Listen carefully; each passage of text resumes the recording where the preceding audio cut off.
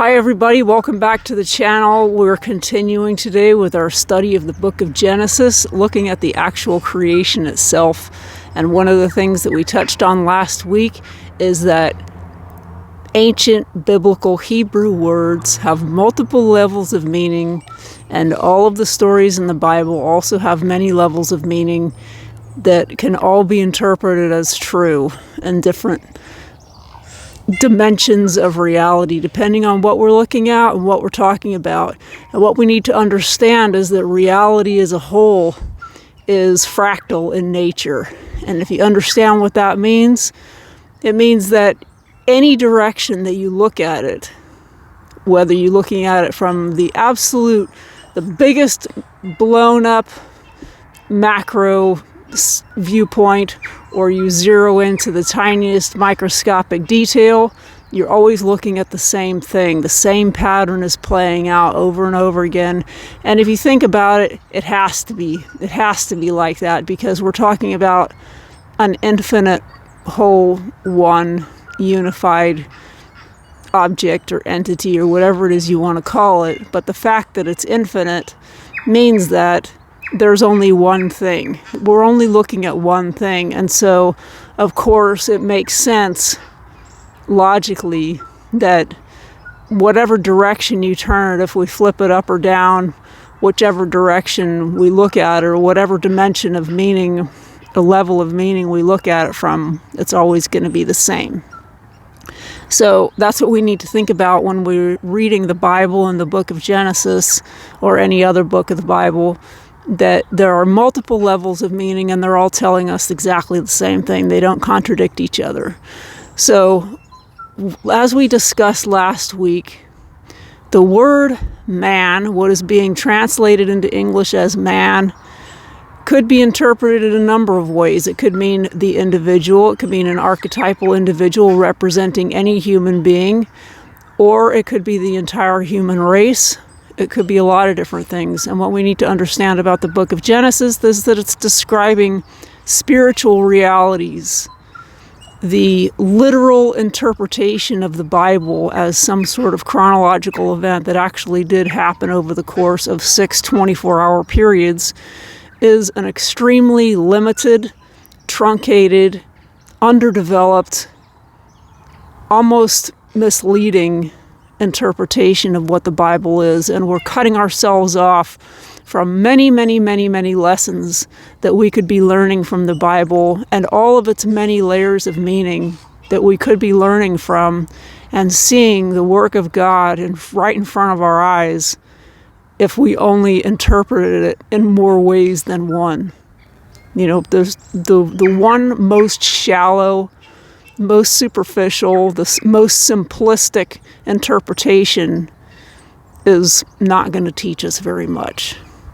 But all of these other layers of meaning are waiting to deliver even deeper lessons if we only look at them more deeply.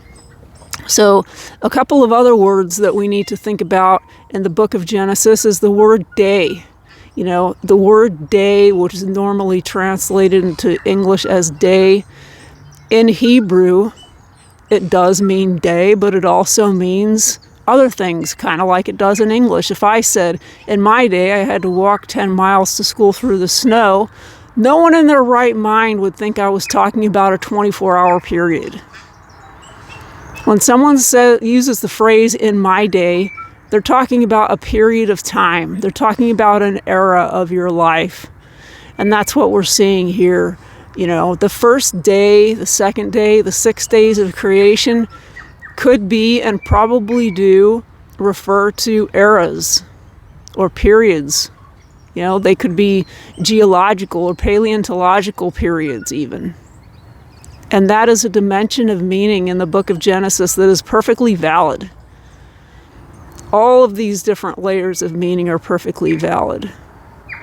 And the other option that we look at is that, you know, if you look at the later books of the Bible that are chronologizing the history of the Jewish people in events that are actually historically documented, the two destructions of the two temples, all of the various occupations and resistances, the expulsion of the Jews from the land of Israel, all that sort of thing, going back in time.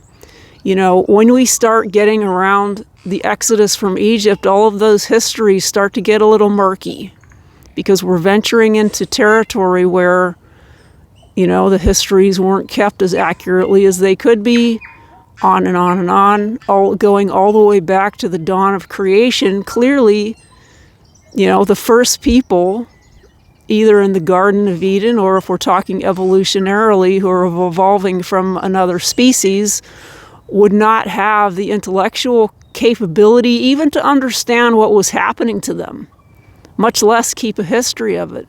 And the book of Genesis, we could even interpret this as the spiritual dimension of the evolution of consciousness from something where we were the equivalent of animals, having no knowledge of good and evil like animals do, and eventually waking up and developing into what we are now.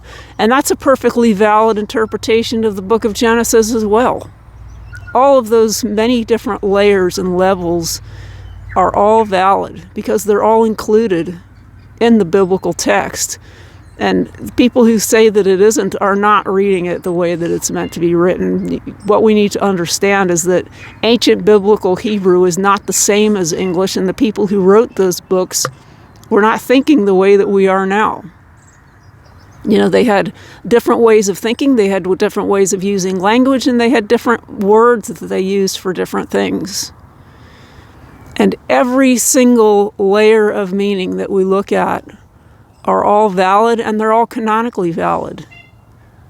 To say that we have to accept these books at face value the way that we would have written and thought about them if they had been written today, it's absolutely not true. And we're actually cutting ourselves off from understanding what these books are actually trying to teach us. So I hope that helps. We're going to continue with this line of study in future videos. I'll see you next week.